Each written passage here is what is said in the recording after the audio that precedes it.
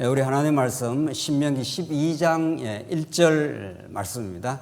찾으신 줄 알고 봉독 드리겠습니다. 신명기 12장 1절입니다. 내 조상의 하나님 여호와께서 내게 주셔서 차지하게 하신 땅에서 너희가 평생에 지켜 행할 규례와 법도는 이러하니라. 너희가 쫓아낼 민족들이 그들의 신들을 섬기는 곳은 높은 산이든지 작은 산이든지 푸른 나무 아래든지를 막론하고 그 모든 곳을 너희가 마땅히 파멸하며 그 제단을 헐며 주상을 깨트리며 아세라 상을 불사르고 또 그 조각한 신상들을 찍어 그 이름을 그곳에서 멸하라. 너희의 하나님 여호와께서는 너희가 그처럼 행하지 말고 오직 너희의 하나님 여호와께서 자기의 이름을 두시려고 너희 모든 지파 중에서 택하신 곳인 그 계실 곳으로 찾아 나아가서 너희의 번제와 너희의 제물과 너희의 11조와 너희의 거제와 너희의 서원제와 낙헌 예물과 너희의 소와 양의 처음 난 것들을 너희는 그리로 가져다가 드리고 거기 곧 너희의 하나님 여호와 앞에서 먹고 너희의 하나님 여호와께서 너희 손으로 수고한 일에 복주심으로 말미암아 너희와 너희 가족이 즐거워할지니라. 7절까지 봉독드렸습니다. 우리는 지난 시간 하나님께서 이스라엘 백성들에게 호렙산 언약을 재교육하시되 먼저 계명을 하나님께서 주시는 내용을 5장부터 11장까지 내용을 통해서 확인했는데 우리 지난 시간 내용은 바로 율법의 내용으로서 율법을 하나님께서 경륜하는 방식이 이제 복과 저주를 하나님께서 경륜하시겠다. 그것이 하나님 나라를 통치하는 법으로 하나님께서 주시고 그 복과 저주의 내용을 가지고 하나님은 이스라엘 나라를 다스려 가시겠다 하는 내용을 우리 지난 시간 확인했습니다. 오늘은 12장, 이제 13장 이제 좀 굵직굵직하게 이제 풀어가도록 그렇게 하겠습니다. 자세하게 이렇게 주석을 하고 해석을 하는 것은 이제 큰 맥락을 잡으시면 충분히 이해가 되기 때문에 오늘 12장 시간이 허락하는 대로 13장 12장 내용은 택하신 곳에서 여호와 하나님을 섬기라 이렇게 되어 있습니다. 아무 데서나 이제 하나님 여호와를 섬기는 게 아니다. 이게 굉장히 중요한 부분인데 12장 그리고 13장은 이제 여호와 하나님을 섬기지 않는 모든 그 가나안 땅의 이방 신들을 진멸해 버려라, 다 썰어 버려라 이런 뜻입니다. 선지자나 거짓 선지자나 꿈꾸는 자를 다 죽여라 이렇게 됩니다. 그러니까 12장 내용은 이제 하나님 백성들에게 택하신 곳에서 여호와 하나님을 섬길 것을 말한다면 13장은 여호와 하나님이 아닌 신, 거짓 신, 이방 그들을 다 썰어버려라, 죽여라, 진멸하라 이렇게 12장과 13장이 한 짝인 거죠. 성경은 언제나 이거 빛과 그림자 이렇게 하나님께서 다 주관하시되 12장, 13장이 그렇게 되어 있습니다. 그래서 우리 지난 시간 이제 11장까지 지금 우리 요 단락이 좀 달라지기 때문에 신명기 전체를 좀 생각해 봅시다. 신명기 전체가 호렙산 제언약인데 1장부터 4장까지 기억나시죠? 지나온 역사를 하나님께서 역사를 회고하면서 너희들이 얼마나 광야에서 범죄했느냐. 그러나 나는 너희에게 언약의 근거에서 너희를 끝끝내 지키고 사랑하고 이 모압 평지까지 데리고 왔다. 여호와 하나님이야. 내 여호와 하나님이 살아계시고 너에게 전능한 능력으로 사랑하셔서 지금까지 데려왔다. 이런 내용이죠.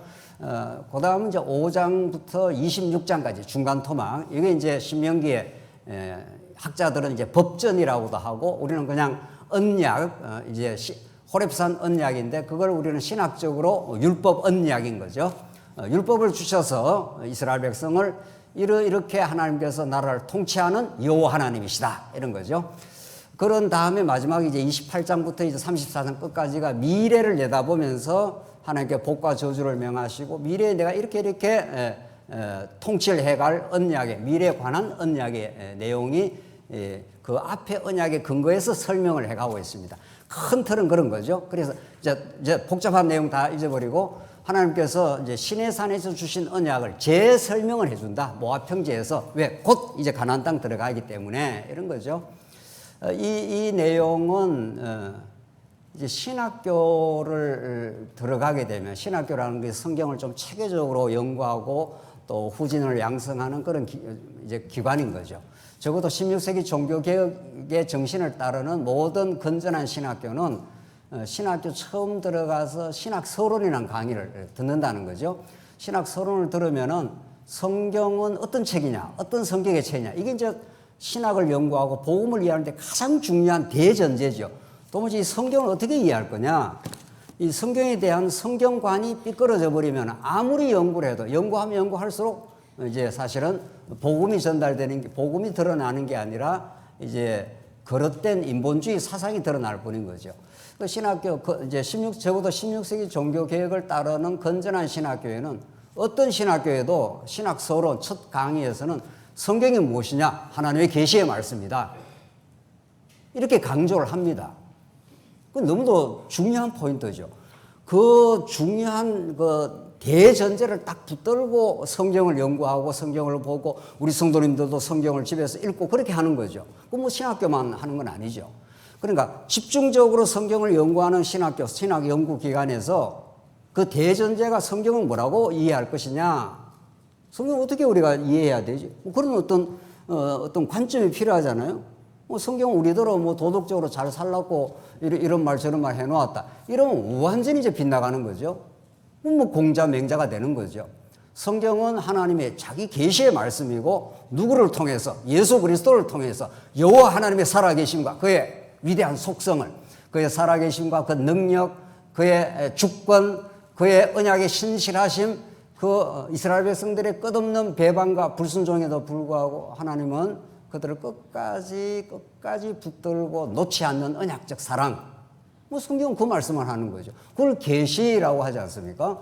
그러니까 계시라는 것은 우리가 지금 이해하는 성경의 기본 그 틀은 하나님이 자기 계시를 하는데 어떻게 계시를 하느냐? 언약의 방식으로 계시를 하겠다.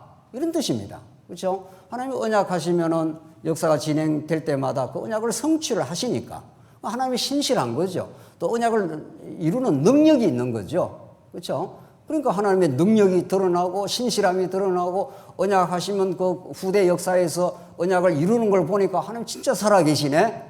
이렇게 되는 거죠.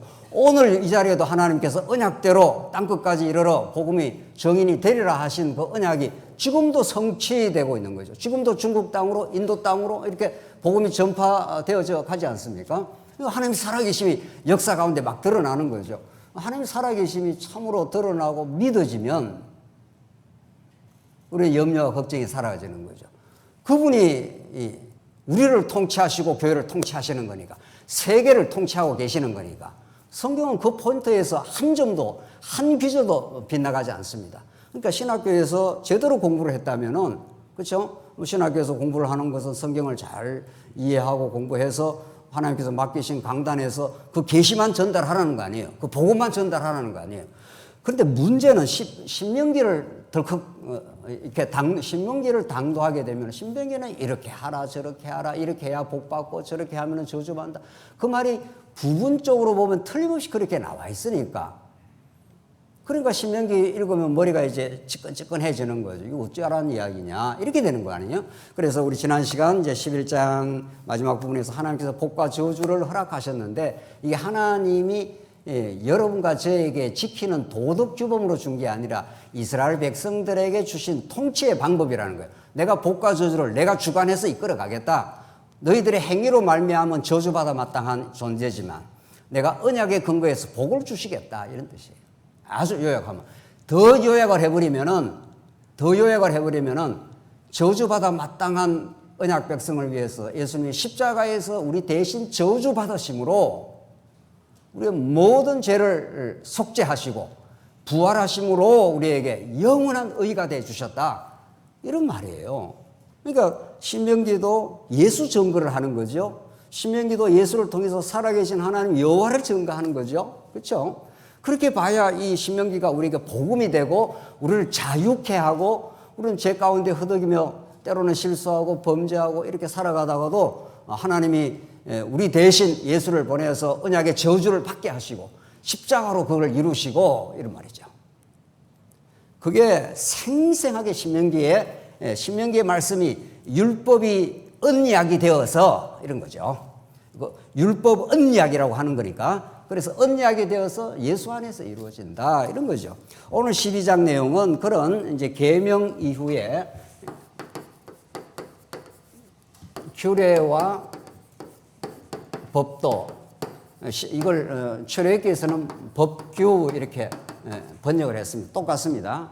여러분 혼돈하지 마시고 규례와 법도 혹은 규례와 법규 히브리어로 미시파트 하는 의 이렇게 번역이 되는데 뭐 똑같습니다. 하여튼 하나님께서 이 세 가지가 이제 율법 아닙니까? 우리 이제 5장에서 11장까지는 하나님께서 이제 율법을 주셨는데 이스라엘 백성이 그걸 뭐 결코 지킬 수 없는 거죠. 그래서 하나님께서 다 행위대로 하면 썰어버려야 되지만은 너희들 용서하고 이제 너희들을 궁극적으로 복의 백성으로 제사장 나라로 하나님께서 만들어 주시겠다 한 내용이고 이제 12장 내용은 규례와 법도가 12장에서 26장까지 계명이 5장에서 11장까지 5장에서 그러니까 26장이 요게 전체가 이제 신명기의 이제 본론이 되는 거죠. 뭐 그렇게만 우선 이해를 하시면 됩니다. 어렵지 않죠. 그러니까 신명기를 그냥 쑥 들어가 버리면 굉장히 복잡해 보이지만 큰 틀로 보면은 아하 하나님께서 이스라엘 나라를 세워주시되 이런 호렙산 언약 그걸 우리가 신학적으로 복음적으로는 율법 언약이라고 하지 않습니까? 하나님이 이렇게 내가 통치를 하겠다는 거예요. 어떻게 계명을 주어서 하나님을 사랑하고 이웃을 사랑하는 법인데 그걸 너희가 이룰 수 없으니까 하나님의 방식으로 내가 이루어 주겠다. 그 계명을 더 세법으로 자세하게 설명하는 것이 규례와 법도 이렇게 되어 있습니다. 규례, 법도 혹은 법규. 옛날 성경에는 이거 율례 이렇게도 번역이 돼요. 번역이 좀 다양하기 때문에 조금 복잡해 보이지만 딱 정리를 하고 우선 지금 규례와 법도라 성경에서 표현하는 이대로 이해를 하시고 이게 출애굽기에서는 법규라고도 번역을 했구나 이 정도로 이해하시면 됩니다. 그 번역의 다양한 거는 복잡하게 생각하지 말 필요 없습니다. 12장 한번 보십시다. 12장 1절 내 조상의 하나님 여호와께서 내게 주셔서 차지하게 하신 땅에서 너희가 평생 지켜 행할 뭐라고 되어 있습니까? 규례와 법도는 이러하니라 하면서 이제 12장부터 쫙 설명을 해 나가는 거예요. 12장부터 26장까지입니다. 26장까지. 그러니까 큰 그림을 일단 그려놓고 이제 12장을 읽어 나가야 되는 거죠. 12장 내용이 뭔가 하면은 택한 곳에서 섬겨라. 포인트는 그거예요. 자세하게 읽는 건 여러분들 집에 가서 읽으시고 오늘 12장, 13장을 굵직하게 보겠는데 택한 곳에서 섬기라는 거예요. 택한 곳에서 섬기라는 말이 6번이나 무려 반복이 됩니다. 그거 제가 확인하겠습니다. 우리가 택한 곳에서 섬겨라. 아무 데서나 하나님 섬기는 게 아니다. 너희들 가나안 땅에 들어가는데 그게 이제 나중에는 예루살렘 이제 성전이 되는 거죠. 예. 광야에서도 이스라엘 백성들은 스스로 하나님 못 섬깁니다. 전부 범죄하고 어리석고 방황하고 하는 그들을 성막으로 데려와서 하나님을 섬기게 했지 않습니까? 그렇죠? 뭐 재물을 드려가지고 그렇죠? 그 성막이 지금 12장에서는 이걸 중앙 성소라 하는데 성소로 바뀌고 이것이 나중에 솔로몬 시대에는 성전으로 바뀌고 최종적으로 어디에서? 예수 안에서 이렇게 된 거죠. 부활의 성전 안에서 하나님을 섬기게 되는 거죠.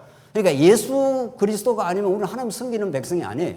그렇죠? 자, 그런 큰 흐름이 지금 그렇게 되어 있습니다. 오늘 12장 1절이 이제 규례와 법도 이렇게 되어 있습니다. 규례와 법도. 그 중에 오늘 12장, 그 중에 이제 오늘 12장, 13장을 우리 하는데 12장은 택한 곳에서 하나님을 섬기고 이제 우상들은 다 찍어서 다 진멸해버려라. 다 썰어버려라. 그러니까 여호와 하나님만 섬기는 그런 백성으로 하나님이 통치하고 이제 다스려 주겠다 이런 말이죠. 그러니까 이미 우리 십계명 1조가 우리 생각나지 않습니까? 나 외에 다른 신을 어떻게 섬기지 말라, 우상 만들지 말라 이런 게 계명에 딱 나오지 않습니까? 그게 그대로 12장, 13장에서 반영이 되고 있는 거죠.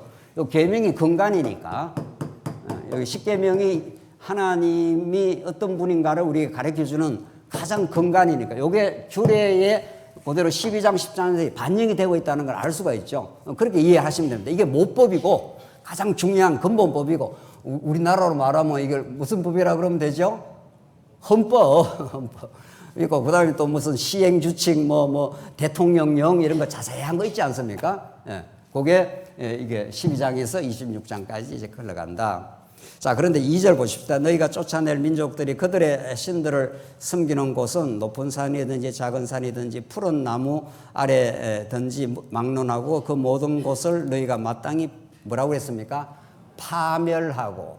그러니까 어떤 곳은 아주 거룩한 성소가 되고 하나님이 택하신 백성은 하나님만 섬기는 자리가 되고 다른 자리는 다른 우상이 있는 것은 썰어버려야 된다 이 말이에요. 이게 하나님 섬기는 예배라는 거예요. 이게 여러분과 제가 오늘 이 자리도 이제 나중에 복음적 설명을 드리겠습니다만은 한쪽만 생각하면 되는 게 아니고 한쪽은 오로지 여호와 하나님만 섬기는 자리고 여호와 하나님과 다른 대척점에 있는 다른 이방 신들은 그냥 적당하게 타협을 하면 안 된다는 거예요. 그게 13장에 자세히 나와 있습니다. 그냥 놔두면 되는 게 아니라는 거예요. 이게 이제 하나님께서 이스라엘 백성을 통치하는 방법인데 파멸, 이때 파멸은 조금도 남겨두면 안 된다는 거예요. 아주 진멸을 해버리라는 거예요. 이거 이제 히브리어 헤렘 전쟁이라고 하는데 여호수아가 들어가서 전쟁을 하면은 남녀 노유 할 거 없이 어떻게 해라 그랬습니까? 아주 막 그냥 씨를 말리지 남겨두면 안 된다는 거예요. 그걸 남겨두면은 그들이 다시 쳐들어온다는 거예요. 다시 유혹이 되고 그들이 쳐들어와서 이스라엘 백성을 괴롭히기 때문에 그러니까 이거는 사느냐 어떻게 해요? 죽느냐 생명이냐 사망이냐 이런 원리하고 관계되어 있는 거죠. 여러분과 제가 정말 오늘 생명의 말씀을 듣고 있습니다. 예. 이 생명의 말씀을 듣지 않는 만큼 우리는 이미 영혼이 죽어 들어갈 수도 있습니다. 유혹을 받을 수가 있습니다. 그러니까 사느냐 죽느냐의 문제가 이 복음에 달려 있는 건데 이제 구약적 방식으로 표현하는 거죠. 3절 그 제단을 헐며 주상을 깨뜨리며 아세라 상을 불사르며 헐고 깨뜨리고 불사르고 또 그 조각한 신상들을 어떻게 하라고요? 찍어내라는 거예요. 찍어 그 이름을 그곳에 멸하라. 여호와 이름 외에는 싹싹 멸에 들어가라. 이게 이제 나중에 여호수아가 전쟁 치르는 여호와의 전쟁입니다. 이게 여호와 하나님이 치르는 전쟁이에요. 예. 그러니까 막 여호수아가 막 쓰고 나가지 않습니까? 나중에 그 여호수아서 우리 공부할 때 나오는데 4절 너희의 하나님 여호와께는 너희가 그처럼 행하지 말고 이제 여호와 하나님한테는 너희가 어떻게 해야 되느냐 하면 5절 오직 너희의 하나님 여호와께서 자기의 이름을 두시려고 이게 가장 중요합니다. 가장 중요한. 예. 오늘 이 12장에서 여호와의 이름을 두시려고 너희 모든 지파 중에서 택하신 곳인 그 계실 곳으로 찾아 나아가서 이게 이스라엘 백성들의 생명이고 이스라엘 백성들의 영광이고 이스라엘 백성들의 즐거움이고 다 그렇다는 거예요. 여호와의 이름을 두신 그 택하신 곳에서 너희들은 구약식으로 말하면 제사드리라는 거고 좀 포괄적으로 말하면 예배드리라 이런 뜻이에요. 어떤 종교도 예배가 있습니다. 이 땅에 종교 없는 종족이 없고 종교 없는 문화권이 없습니다. 모든 문화권에 다 예배가 있고 다 제사 같은 그런 게 있는 거죠. 근데 누구 이름만이 참 예배냐고요. 오늘 여호와의 이름을 두시려고 너희 모든 지파 중에서 택하신 곳인 그 계실 곳으로 찾아가서 그 하나님이 정하신 택한 그 장소에 에스라야 하나님을 섬긴다, 하나님을 예배한다는 말이 성립한다는 거예요. 아무데나 가서 막 정성 들인다고 예배가 되는 게 아닌 거죠. 예. 한국 기독교가 많이 비틀어진 것이 옛날에 우리 한국 기독교 우리 옛날 우리 조상들 우리 부모님들이 다 이 기독교 복음을 듣지 않고도 얼마든지 종교 생활을 한 거예요. 기독교는 따지고 보면 엄격하게 종교가 아니에요. 기독교는 종교라고 해놓으니까 기독교, 불교, 유교가 같은 반열에 서지 않습니까? 종교라는 말을 쓴다면 참 종교와 거짓 종교로 구분해서 쓸 수는 있죠. 엄밀하게는 성경에 종교라는 말도 없고 그 일반 사회적으로 그냥 쓰는 말이지요. 그냥 성경은 진리 혹은 복음 그 자체예요. 하나님, 여호와 그 자체, 예수 그리스도 그렇게 봐야지 종교라고 해놓으니까 아유, 뭐, 사람이 열심히 그냥 새벽에 나와서, 건강하게 해달라, 자식 잘 되게 해달라, 이런 기복주의적 샤머니즘이 한국에 그냥 팽배하고 우리 모든 심성속에 깔려 있는데, 기독교가 들어와서 그것과 결합이 되면서 기독교가 그쪽으로 휙 바뀌어버린 거죠. 복음이 복음대로 잘 정리가 안 되니까. 그래서 무슨 예수 믿는 게 열심히 기도하고 열심히 자기 욕망을 추구하면 그러면 기독교가 되느냐 말이죠. 열심히 자기 욕망을 추구하면 반기독교가 되는 거죠. 기독교는 우리의 욕망을 추구하라는 게 아니라 하늘의 기쁨을, 영원한 하나님 나라의 그 선물을, 예수 그리스도를 가르쳐 줌으로 내가 잘 먹고 잘 살려는 욕망이 포기가 되는 거죠. 내 뜻대로 마옵시고. 그게 기도인 거죠. 그렇죠? 참 기도는 예수 그리스도를 통해서 하나님 앞에서 하는 기도인 거죠.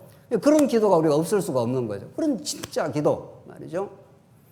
그렇게 되려면 오늘 본문의 말씀대로 여호와의 이름을 두시려고 너희 모든 지파 중에서 택하신 곳인 그 계실 곳으로 찾아가서 좀 더 읽읍시다. 6절 너희의 번제와 너희 제물과 너희의 11조와 너희의 손의 거제와 너희의 서원제와 낙한 예물과 너희의 소와 양의 처음 난 것들, 이게 전부 레위서에서 말한 여러 가지 제사 방식이었습니다. 그렇죠? 소제 속죄제 등등등등 제물 종류도 얼마나 많습니까? 구약에는 이렇게 하나님께 나갈 때 그냥 나가면 안 되는 거죠. 그러니까 빈손으로 들고 나오지 말라는 거 아니에요. 반드시 제물을 가지고 오라는 거죠. 자, 그렇게 가서 7절 분위기가 어떤 분위기인가 하면은 거기 곧 너희 하나님 여호와 앞에서 먹고 그 제물을 하나님께 드릴 뿐만 아니라 그걸 또 제물을 먹기도 합니다. 너희 여호와 하나님께서 너희의 손으로 수고한 일에 복 주심으로 말미암아 너희와 너희 가족이 즐거워할지니라. 그 예배는 하나님을 즐거워하는 거예요. 제대로 진리 안에서 우리가 예배를 드린다 하는 것은 예배가 무거운 짐이 아니에요. 그 모든 이방 종교는 얼마나 예배가 무거운지 몰라요. 꼬박꼬박, 이슬람에서 매일, 얼마나 그 무거운 그 재물을 갖다 바쳐야 신이 노여움을 풀어준다, 이런 거죠. 그러나 우리 기독교 예배는 예수 그리스도 안에서 영원한 제사, 제물로 예수 한 분이 드려지고 나면은 우리가 즐거움이 있는 거죠. 하나님께서 우리를 얼마나 사랑하심, 언약대로 우리를 신실하게 붙들어 주심. 그래서 우리 신앙의 선배들이 소요일 문답에서 인생의 제일 되는 그 목적이 무엇이냐, 이렇게 참 우리 신앙의 선배들이 그런 그 아주 중요한 포인트들은 있어요, 확실히. 그러니까 여호와 하나님을 영화롭게 하고 하나님께 모든 영광을 돌리고 영원히 그를 영원히 즐거워하는 것, 이게 인생의 목적이라는 거예요. 제일 되는 목적이라는 거예요. 그런 포인트는 정말 아주 중요한 포인트입니다. 오늘 신명기가 정확하게 그런 걸 말해주고 있어요. 여호와 하나님이 최고, 여호와 하나님이 우리 인생의 참된 주인, 우리 교회의 머리 대신 예수 그리스도 안에서 모든 은혜가 이루어졌음, 이런 그 은혜, 진리를 깨닫고 나면은 그 하나님을 영원히 즐거워한다는 거예요.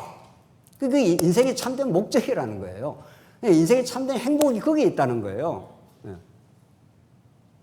어떤 곳에서도 우리는 참된 행복을 못 찾는 거야. 하나님을 떠나서는. 그래서 그런 것처럼 오늘 본문이 너희와 너희 가족이 즐거워할지니라. 이게 예배 분위기예요. 예배는 진짜 복음을 깨달으면은 샘솟는 이렇게 즐거움이 생기는 거죠. 8절 우리가 오늘 여기서 각기 소견대로 하였거니와 너희가 거기에서는, 그러니까 여기에서는 각기 소견대로, 이거 되게 많이 듣던 표현 아닙니까? 각기 소견대로, 이거 어디서 나온 표현이죠? 사사기, 그렇죠? 자기 소견대로 막 살아버려요. 인간은 누구나 자기 소견대로 살아요. 거기에 참 행복이 없다는 거 아니에요. 그러니까 이 광야에서, 여기서는 인간이 자기 소견대로 했지만 너희가 거기에서는, 가나안 땅에 대해서는 그렇게 하지 말지니라. 어떻게 하라는 거예요? 9절 너희가 너희 하나님 여호와께서 주시는 안식과 기업에 아직은 이르지 못하였거든. 이게 하나님 나라의 안식 아니에요. 이제 곧 들어간다. 이제 안식의 나라 곧 들어간다. 거기서 너희 여호와 하나님을 찬양하고 이제 기뻐하게 될 건데, 10절 보십시다. 너희가 요단을 건너 너희 하나님 여호와께서 너희에게 기업으로 주시는 땅에 거주하게 될 때, 또는 여호와께서 너희 주위의 모든 대적을 이기게 하시고, 이게 여호수아 에서 이제 정복하게, 정복 전쟁에서 이기게 하는데 너희에게 뭐를 주신다고요? 안식을 주사 너희를 평안히 거주하게 할 때 너희는 너희 하나님 여호와께서 자기 이름을 두시려고 또 뭐라고 그랬습니까? 택하실 그곳라고 해서 뒤에 똑같은 내용이 앞에 내용이 이렇게 너희 자녀들과 함께 다 함께 즐거이 예배를 드리라는 거예요. 12절로 가보겠습니다. 너희와 너희의 자녀와 노비와 함께, 여기는 자녀와 노비까지도. 이건 정말 하나님 나라의 중요한 특징입니다. 고대 사회의 노비는 인간이 아니에요. 인간의 권리가 없어요. 노비는 물건이라고요. 그런데 하나님이 통치하고 하나님이 세우시는 나라에는 노비까지도 하나님을 같이 찬양하게 된다. 이런 거예요. 이게 하나님 나라의 특징인 거죠. 여기는 상하 우열의 구별이 없는 나라 이런 거예요. 우리 교회에 오늘 예수 그리스도 안에서 참 예배가 드려질 때 어떤 성도의 우열이 없습니다. 여기에는 사회적인 뭐 지위나 어떤 배경이 좋은 사람이 있고 어떤 사람은 좀 가난하고 어려운 사람 아무 상관없는 거예요. 아무. 이 구약에는 노비까지도 하나님 같이 섬긴다 했지 않았어요. 이게 하나님 나라예요. 하나님 나라에 들어오면은 어떤 구별이 있을 수 없어요. 하나님의 택한 백성에게는. 그러니까 자녀와 노비와 함께 너희 하나님 여호와 앞에서 즐거워할 것이요. 14절로 가겠습니다. 오직 너희의 한 지파 중에 여호와께서 택하실 그곳에서. 3번 나왔죠.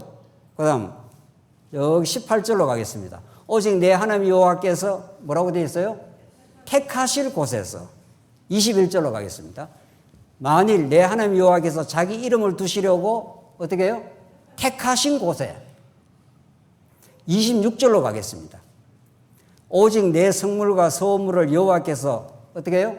택하신 곳으로 가져가라. 왜 이렇게 많이 강조하나요?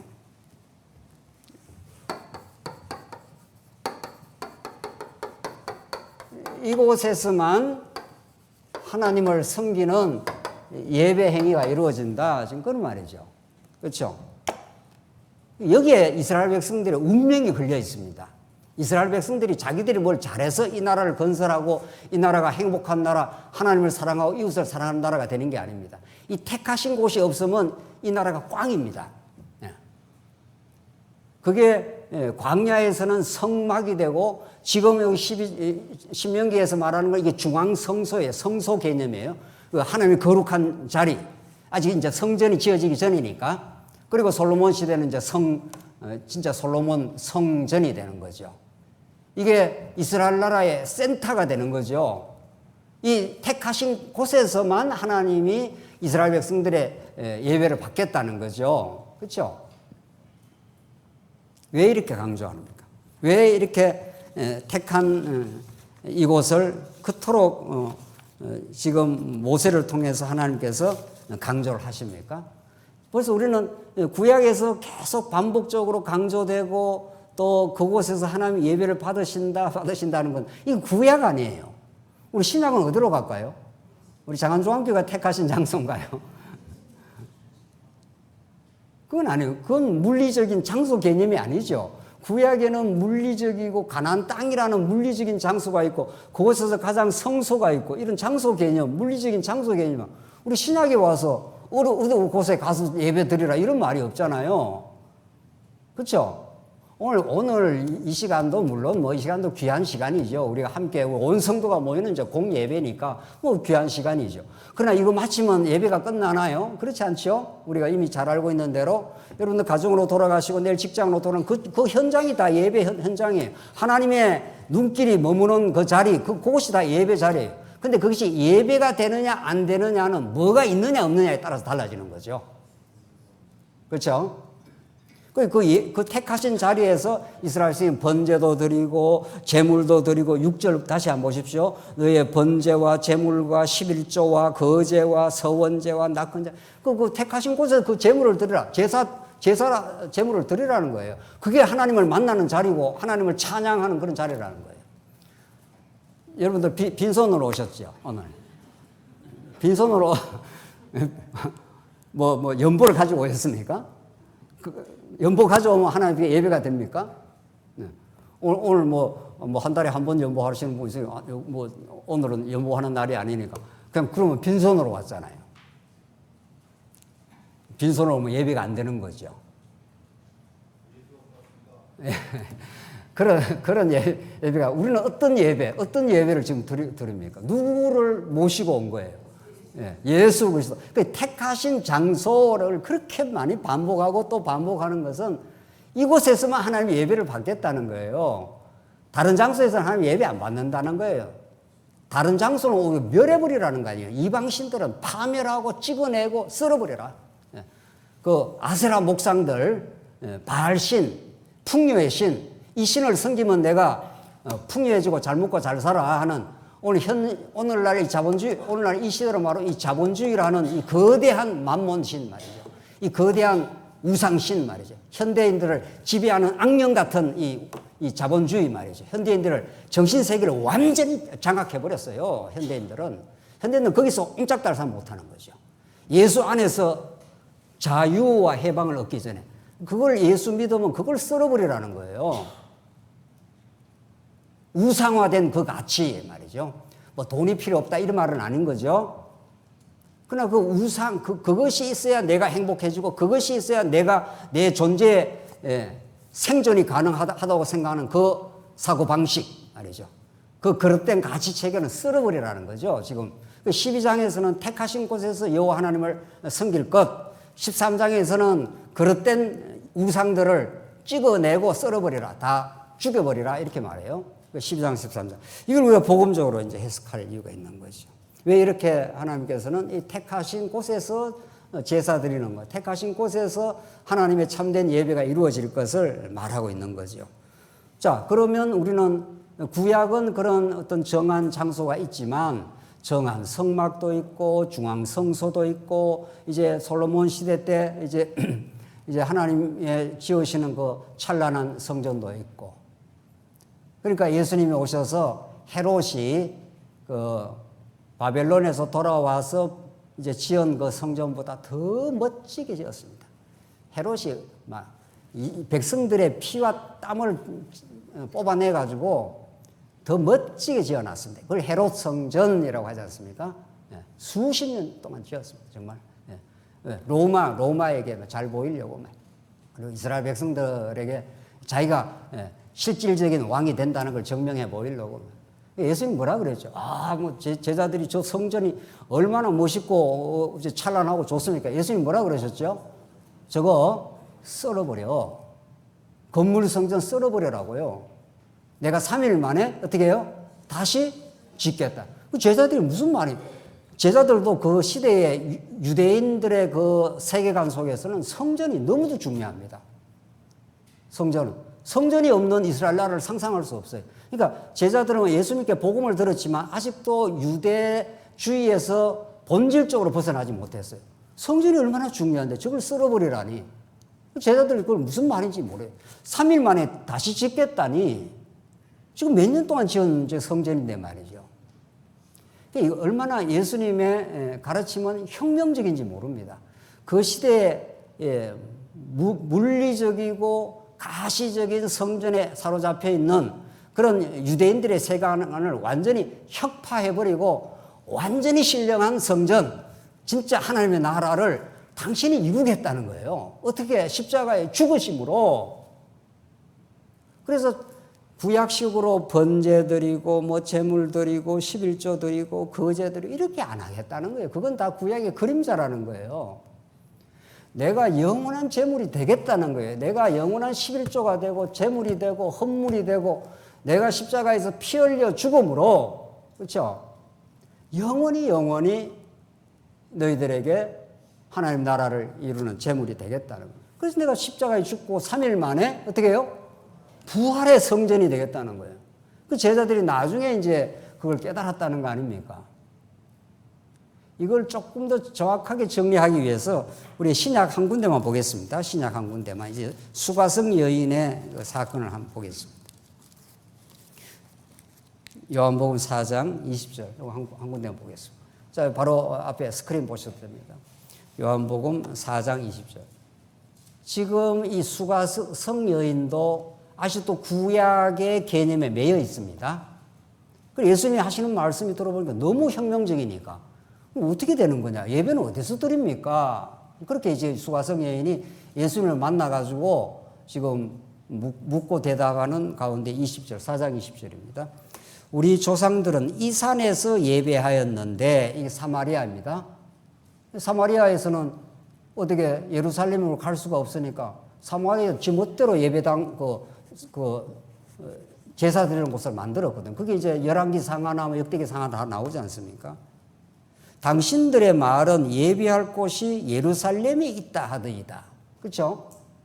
이 수가성 여인은 아직도 예수님이 진짜 영원한 제물로 오시고 예수님이 바로 택하신 그 장소, 예수님 자체가 바로 성전 되심을 지금 모르는 거죠. 그러니까 우리 조상들은 이 산에서 예배했는데, 사마리아, 당신들의 말은 예배할 곳이 예루살렘에 있다 하더이다. 그게 구약 전통 아니에요. 아무 데나 가서 예배 드리는 게 아니야. 예루살렘 성전에서만 예배가 돼. 이렇게 가르쳐 왔고, 예수님이 지금 왔어요. 예수님이 온 거는 그 구약의 모든 내용을 성취하러 왔는데, 지금은 수가성 여인은 아직 그걸 못 깨닫죠. 그렇게 묻습니다.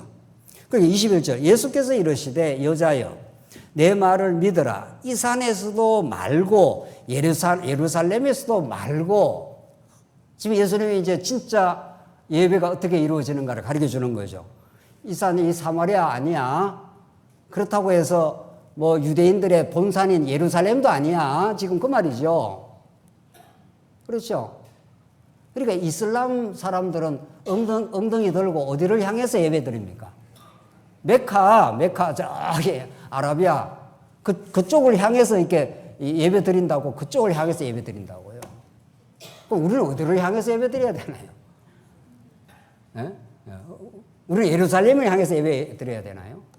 그거 아니라는 거예요. 그런 물리적 개념, 장소 개념 다 없어졌어. 이제 진짜 장소는 in Christ, 예수 그리스도 안에서 예배가 돼. 그걸 지금 설명하는 거예요. 그래서 22절, 그러니까 이 산에서도 말고 예루살렘에서도 말고 너희가 하나님께 예배 드릴 때가 이르리라. 진짜 신령한 예배를 드릴 때가 오는데, 22절, 너희는 알지 못하는 것을 예배하고, 너희는 알지 못하는 걸 예배하고. 너희들은 지금 예수 그리스도를 몰라. 복음 모르는 거야. 지금 구약에 매여가지고 그 모든 것이 예수 안에서 이루어질 걸 지금 모르고 있는 거죠. 그러니까 계속 이 산에서 드리고 또 예루살렘에서 그 성전에 가서 예배 드린다고 지금 하고 있는 거죠. 너희는 알지 못하는 걸 예배하고 우리는 아는 것을 예배하는 이는 구원이 유대인에서 납니다. 유대인의 줄기에서, 그렇죠? 유다 지파에서 예수가 이제 출현한다 이 말이죠. 23절, 24절이 결론인데, 하나님께 참되게 예배하는 자들은 영과 진리로 예배할 때가 오나니 곧 이때라. 아버지께서는 자에게 이렇게 예배하시는 자를 찾으시느니라. 하나님은 영이시니 예배하는 자가 영과 어떻게 해요? 진리로 예배할지니라. 자, 여러분, 저는 오늘 뭐를 의지하여 예배 드립니까? 예. 여기 장소 와야 예배 드리는 거 아니라고 그랬죠? 이 장소에도 물론 진리가 있으면 예배가 드려지는 거죠. 여러분이 돌아가는 가정도, 직장도, 어떤 삶의 현실도, 병상에서도, 심지어 사도 바울은 감옥에서도 예배가 드려지죠. 성령과 성령의 통치 따라, 영이라는 건 성령이니까 성령의 통치에 의해서 이끌리는, 그래서 성령의 깨닫게 하는 예수 그리스도 안에서 우리 하나님 나라가 이미 이루어졌다. 이렇게 믿는 사람들. 우리 천국을 갈 게 아니라 이미 어떻게 해요? 이루어졌어요. 예수 안에서. 우리 천국을 산다니까요. 예수의 통치 속에 있는 거니까, 우리가. 그렇죠? 이게 이제 아멘이 돼야 되는 건데. 우리는 천국 가는 게 아니에요. 물론 갈 거예요. 물론 갈 거예요. 우선 가는 거는 이제 다음에 반드시 가는데, 예수님이 2000년 전에 오셔서 천국으로 오셨다니까요. 천국으로 왔으니까 내가 천국 주인이 아닌 거죠. 주인이 왔어요. 그러니까 나는 종인 거죠. 그분의 통치 속에 사는 거죠. 그게 예배인 거죠. 그렇죠?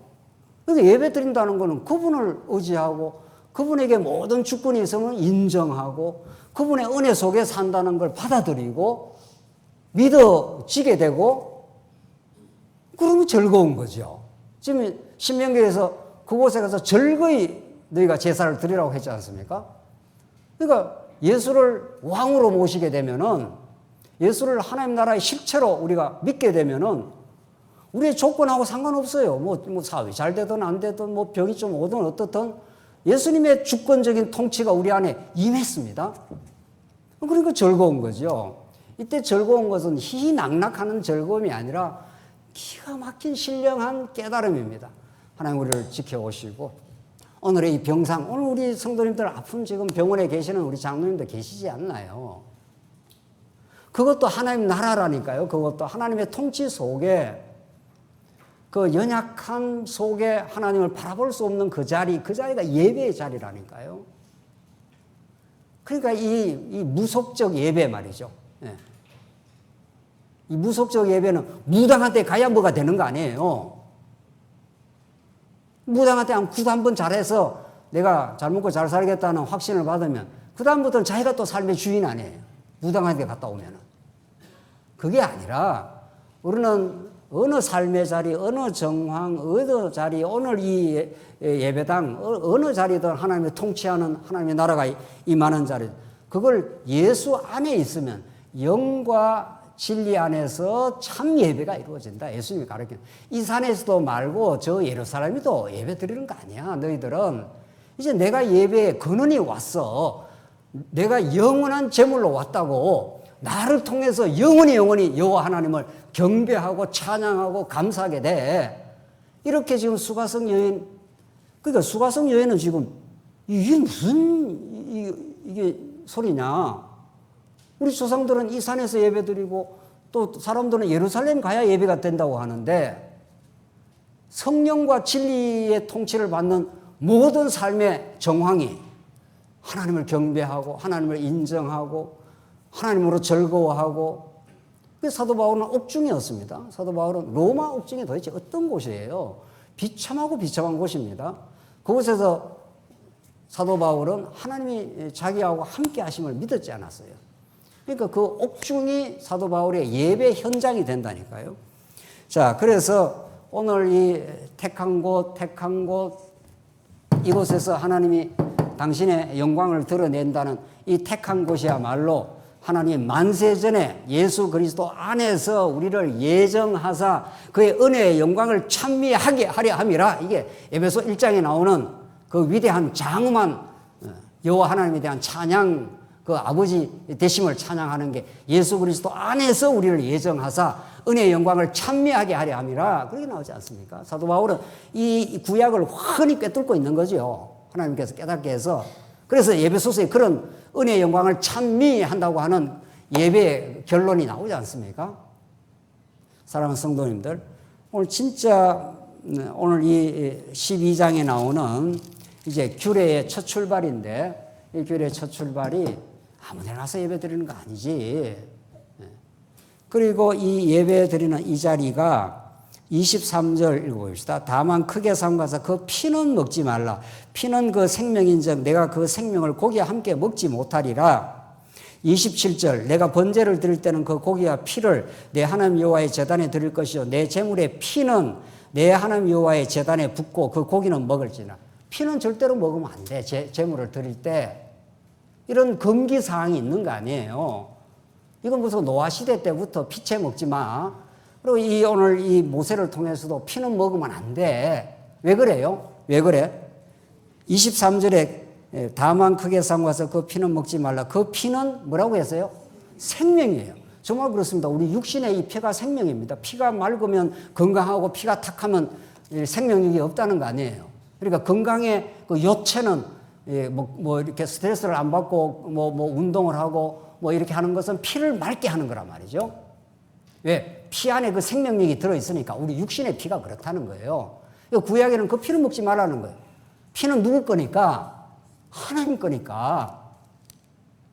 피는 너희들이 너희 스스로가 너희 힘으로 먹으면 안 돼. 내가 너에게 줘야 되는 거야. 그래서 요한복음에 6장 53절 요건 한번 읽겠습니다. 6장 53절. 요한복음 6장 53절. 예수께서 이르시되 내가 진실로 너에게 이르노니 인자의 살을 먹지 아니하고 인자의 피를 마시지 아니하면 너희 속에 생명이 없는다. 이제 신약에 와서는 피를 먹으라는 거예요. 소나 양의 피를 먹는 게 아니고 이런 말이죠. 이 말을 유대인들은 못 알아들었다 그랬어요. 6장에서. 그러니까 구약에서는 짐승 피 절대로 먹으면 안 돼. 그 피는 생명이야. 이렇게 구약에서는 그렇게 말하다가 이게 예수를 바라보는 거죠. 구약의 모든 말씀이 구약의 모세의 모든 말씀이 예수를 바라보는 말씀이죠. 그래서 지금 요한 사도는 예수께서 이르시되 내가 진실로 진실로 너에게 이르노니 인자의 살을 먹지 아니하고 인자의 피를 인자의 피를 먹어야 된다는 거예요. 여러분과 저는 예수님의 십자가에 흘리신 그 보혈의 피를 먹은 거죠. 물리적으로 먹는 게 아니고 신령한 의미적으로 지금 우리가 그의 영원한 희생의 그 대가를, 그 사랑을 먹는 거지요. 그렇죠? 그 다음 54절. 내 살을 먹고 내 피를 마시는 자는 뭐를 가졌고요? 영생을 가졌고 마지막 날에 내가 그를 다시 어떻게 해요? 살리리니. 그러니까 예수 피 아니면은 예수의 찢기신 몸이 아니면은 그 몸과 피를 먹지 아니하면 그렇죠? 그 예수님이 몸과 피를 먹는다는 말이 예수님의 무슨 실제 피를 먹는 건 아니잖아요. 그것이 얼마나 놀라운 피는 생명이니까. 그 예수의 피를 우리 대신 십자가에서 흘려주신 그 피값이 우리에게는 영생의 복음이 된 거죠. 그렇죠? 그래서 우리는 예수를 놓을 수가 없는 거죠. 그 피를 의식하면. 그 십자가에 말할 수 없는 영원한 희생의 피. 구약에는 제물 갖다 드리고 11조 갖다 드리고 헌물 갖다 드리고 이렇게 정성을 들여야 하나님 사랑 복 준다고 돼 있어요. 구약에는 틀림없이. 그 구약을 지금 수가성 여인은 해야 될까요? 이런 말 아니에요. 지금 이 산에서 예배 드려야 됩니까? 저 예루살렘에 가서 해야 됩니까? 그러니까 그거 아니야. 그거 아니야. 내가 다 지금 구약의 모든 제물에 영원한 희생의 피를 내가 십자가에서 다 흘렸다고. 내가 곧 흘릴 거야. 그러니까 내 살은 참된 양식, 내 살을 먹고 내 피를 마시는 자, 타이밍이 잘하면 내 살을 먹고 내 피를 마시는 자는 영생을 가졌고 마지막 날에 내가 그를 살리리니. 그 다음, 내 살은 참된 양식이요. 내 피는 참된 뭐라고요? 음료예요. 예수 피가. 그 예수의 신령한 피를 먹는 거죠. 그렇죠? 그의 그 피를 통해서 영원히 확정된 사랑을 먹는 거죠. 그렇죠? 이게 하나님이 세우시는 하나님 나라인 거죠. 하나님을 사랑하고 이웃을 어떻게 한다고요? 제 몸처럼 사랑하게 돼요. 예수의 그 무한한 용서와 사랑을 우리가 깨닫고 나면. 그리고 지난 주일날 마태복음에서 엄청난 죄를 용서했죠. 1만 달란트를 용서해 줬는데 100데나리온 60만 분의 1입니다. 그거. 100데나리온을 자기한테 빚진 사람을 족치고 감옥에 가두고 했잖아요. 그러니까 그 임금이 야야 이리 와 했지 않았어요? 내가 너한테 탕감해 준 죄가 얼마나 되는 줄 알아? 1만 달란트야. 1만 달란트. 1만 달란트는 요즘으로 치면 수천억. 평생을 다 노력해도 못 갚는 빚을 갚아줬는데 너는 네 형제한테 100달란트고 100데나리온 그거 지금 고가 족치고 있냐? 나는 이런 임금이야. 이런 거죠. 예수님의 피와 살을 먹음으로 우리는 무한히 용서받은 인생이 되어버린 거예요. 다시는 하나님께서 우리를 정죄하지 않는 인생이 되어버렸어요. 그래서 꼭 택한 곳에 가서 제사 드려, 제물 가지고 11조 가지고 그렇게 드려, 그렇게 하신 하나님은 이제 그 솔로몬의 성전을 지나 예수님 십자가에 죽으시고 피 흘리시고 영원한 우리의 음료가 되시고 우리의 이 갈증나는 우리 인생의 참 음료가 되어주시고 하나님의 사랑으로 삽니다. 오늘도 당신의 통치와 그 은혜 속에 살아가고 있습니다. 당신의 용서가 아니면 나라 설 수 없는 인생이었습니다. 이걸 우리가 깨닫는 걸 예배라고 그러는 거죠. 그렇죠? 은혜가 참으로 크고 놀랍습니다. 어쩌다가 우리는 이렇게 하나님의 무한한 용서와 그 사랑 속에 그 하나님의 통치와 그 하나님 나라 속에 이렇게 있게 되었습니까? 이게 오늘 신명기 말씀을 12장을 읽으면서 이제 오늘 마지막 결론 13장에서 한 절만 읽고 이제 끝내죠. 13장에서 뭐라고 합니까? 13장 너희 중 13장 1절 선지자나 꿈꾸는 자가 일어나서 이적과 기사를 내게 보이고 그가 내게 말한 그 이적과 기사가 이루어지고 너희가 알지 못하던 다른 신들을 우리가 따라 섬기고자 말할지라도 너는 그 선지자나 꿈꾸는 자의 말을 청종하지 말라. 이는 너희 하나님 여호와께서 너희가 마음을 다하고 뜻을 다하여 너희 하나님 여호와를 사랑하는 여부를 알려하사 너희를 시험하심이니라. 너희는 너희 하나님 여호와를 따르며 그를 경외하며 그의 명령을 지키며 그의 목소리를 청종하며 그를 섬기며 그를 의지하며 그런 선지자나 꿈꾸는 자는 어떻게 하라고요? 죽이라. 10절 그는 애굽 땅 종되었던 집에서 너를 인도하여 내신 내 하나님 여호와께서 너를 깨어 떠나게 하려 한 자이니 너는 돌로 어떻게 해요? 쳐 죽여라. 이게 예배예요. 뭐 사람 쳐 죽이라는 이야기인가? 그 말 아니에요. 그러니까 구약은 정말 복음적으로 성화를 안 하면 이게 어려운 말씀이 되는 거예요. 우찌가는 이야기야. 네. 여러분과 저는 다 예수 믿기 전에 다 우상 섬기는 우상의 종로로 타던 죄의 종로로 하는 우리 인생이죠. 그런데 예수가 와서 참 예배의 대상을 가르쳐 주시고 그 은혜를 설명해 주시고 피 흘려 살찌 끼어 우리에게 영원한 음료와 영원한 생명의 양식이 되어 주심으로 그 예수를 믿고 하나님 여호와를 섬기게 되면은 우리 안에 날마다 쳐 죽일 대상이 생긴 거죠. 그게 육신의 어떻게 해요? 소욕인 거죠. 그러니까 날마다 살아나고 날마다 죽이는 대상이 생긴 거죠. 그렇죠? 그래서 사도 바울이 날마다 나는 어떻게 해요? 죽노라. 그게 예배예요. 예배를 드린다고 여기 나와갖고 내 뜻대로 잘 돼야 됩니다. 내 소원대로, 내 욕망대로 돼야 됩니다. 그건 예배를 드리는 게 아니죠. 그 자기 욕망을 지금 실현하고 싶어서 하나님을 이용하는 거죠. 오늘 하나님을 진짜로 알게 되면 그의 무한한 용서, 그의 크신 사랑, 그가 허락하신 하나님의 나라, 그 기쁨과 그의 나라와 그의 의를 우리가 깨닫게 되고 추구하게 되고 그 기쁨과 즐거움을 누리게 되면은 날마다 내 욕망, 내 허탄한 소욕, 탐욕 이걸 쳐 죽이라는 거 아니에요. 이걸 내가 못 죽이니까 누가 오신 거예요? 새 언약의 영으로 성령이 찾아오셔서 날마다 복음을 깨닫게 되면은 살아나는 내용이 있는가 하면 쳐 죽일 대상이 있어요. 죽여버릴 대상, 이 욕망, 시기, 원망, 미움 이거 못 이깁니다. 우리 절대로 못 이깁니다. 그거 우리가 이길 수 있으면 내가 하나님 나라를 이루어 보시죠. 시기 못 이기죠. 절대로. 내보다 잘난 사람이 있으면 그렇게 마음이 그렇게 편치 않지요. 그래서 하나님께서 이 하나님 나라를 누리게 하실 뿐 아니라 날마다 우리를 괴롭히는 꿈꾸는 자, 거짓 선지자들이 이렇게 하면 행복해져, 저렇게 하면 행복해져 라고 세상의 소리들이 얼마나 우리를 유혹하고 우리를 지금 악령들이 배회하는지 모릅니다. 예. 이렇게 하면 좋아져, 저렇게 하면 좋아져. 그걸 진멸해버리라는 거예요. 그 진멸의 대상이 밖에 있는 게 아니라 어디로 파고 들어옵니까? 육신의 소욕으로. 그러니까 가장 싸워야 될 대상은 내 자신이에요. 내가 가장 싸울 대상이라고요. 육신의 소욕 말이죠.